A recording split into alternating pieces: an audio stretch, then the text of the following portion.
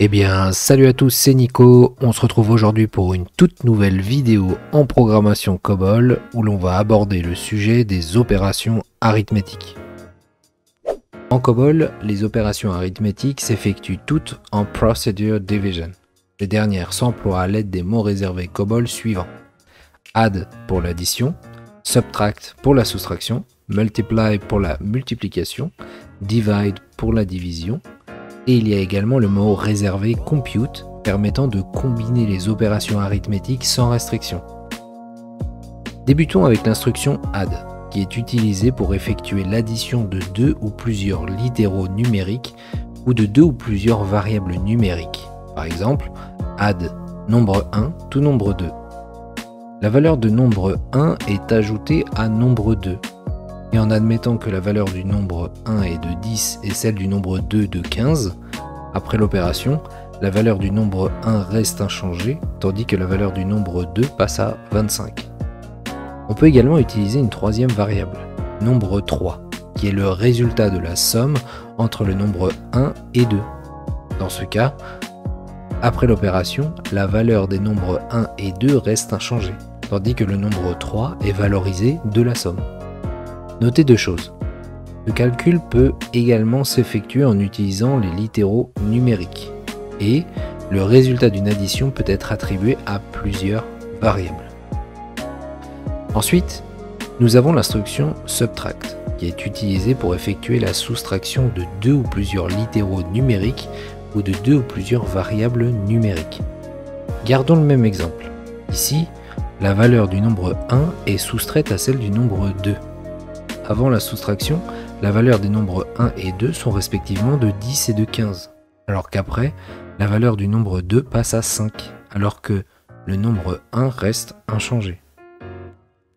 Similairement à l'instruction add, nous pouvons utiliser une troisième variable pour stocker la donnée.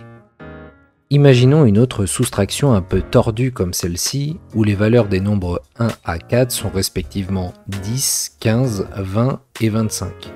Pour les nombres 3 et 4, le calcul consiste à soustraire de leur propre valeur, soit 20 et 25, la somme des nombres 1 et 2, soit 25. Après soustraction, la valeur du nombre 3 est moins 5, tandis que le nombre 4 a une valeur de 0. Passons maintenant à l'instruction multiply, tout aussi simple que les autres. Elle est utilisée pour toute multiplication entre des littéraux ou des variables. Vous devez simplement utiliser l'instruction multiply by.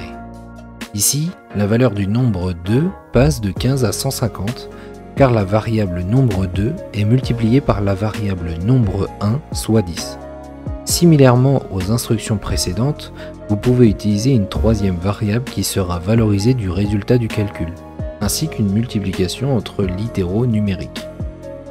Vous vous doutez certainement de l'instruction qui suit, c'est l'instruction pour la division, divide. Deux choix s'offrent à vous concernant la syntaxe.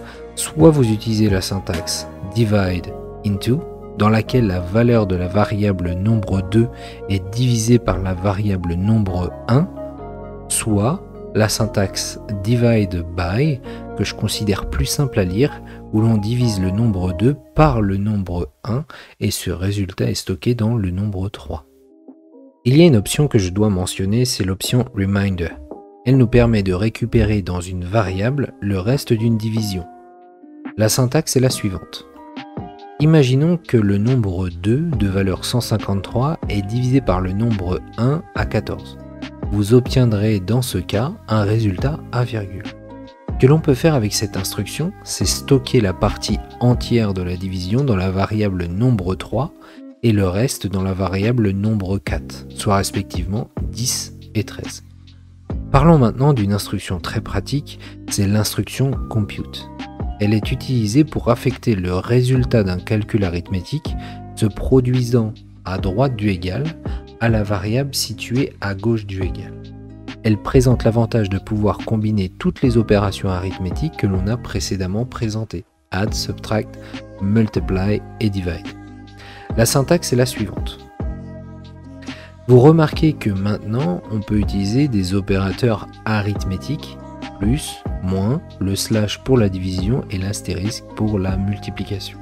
En partant du principe que le nombre 1 est à 10, le 2 à 15 et le 3 à 4, on a d'un côté 150, car 10 fois 15 et de l'autre 25, car 100 divisé par 4. La variable résultat sera donc valorisée de la valeur 175. Il y a une autre instruction que l'on peut utiliser pour ces calculs, c'est l'instruction rounded. Elle nous permet d'effectuer des arrondis aux résultats d'opérations arithmétiques. Cette instruction peut s'avérer utile dans le cas où le résultat d'une opération arithmétique excède le nombre de places prévues pour son stockage. En l'absence de l'instruction rounded, il se produit une troncature. Prenons l'exemple suivant. Dans ce cas, nous effectuons une addition et le résultat est 20,899. Néanmoins, en l'absence d'arrondi, une troncature s'effectue et l'affichage de la variable résultat donnera 20,8. En effet, la variable résultat ne peut stocker qu'une seule décimale. Ici, on s'attend plus à un résultat à 20,9. Pour cela, vous pouvez utiliser l'instruction rounded de la manière suivante. Pour conclure sur ces notions d'opération arithmétique, je vous propose de voir l'instruction onSizeError. Elle s'applique au résultat d'une opération arithmétique. Elle permet, lorsqu'une erreur de taille se produit et que cette instruction est mentionnée, d'exécuter l'action suivante située après cette instruction. Dans le cas où cette instruction n'est pas spécifiée et qu'une erreur de taille se produit, les règles de troncature s'appliquent et le résultat tronqué est stocké dans la variable réceptrice. De plus, si l'instruction rounded est employée, l'arrondi de la valeur a lieu avant même la vérification de l'erreur de taille. Prenons un exemple et tout sera beaucoup plus clair. Dans cet exemple, l'instruction onSizeError est activée car l'addition de W1 et W2 donne 117. Or, la variable résultat ne peut contenir qu'un seul chiffre. La valeur de la variable résultat reste inchangée. Elle est à 0 car l'opération n'a pas eu lieu. En modifiant la déclaration de la variable résultat et en la passant en pic 9 de 3, l'opération se déroule correctement. Notez qu'une erreur de taille, onSizeError, peut également se produire selon les raisons suivantes. Une division par 0 est effectuée, le chiffre 0 est levé à la puissance 0, ou alors le chiffre 0 est levé à une puissance négative. Et bien voilà, on en a terminé avec ces notions d'opération arithmétique. Je vous invite à aller consulter notre site From Zero to COBOL si vous souhaitez bénéficier de la formation complète en COBOL en partant de zéro. En attendant, si vous avez apprécié cette vidéo, n'hésitez pas à lâcher les pouces bleus, les abonnements, les commentaires. On se dit à très vite pour une prochaine vidéo. Ciao!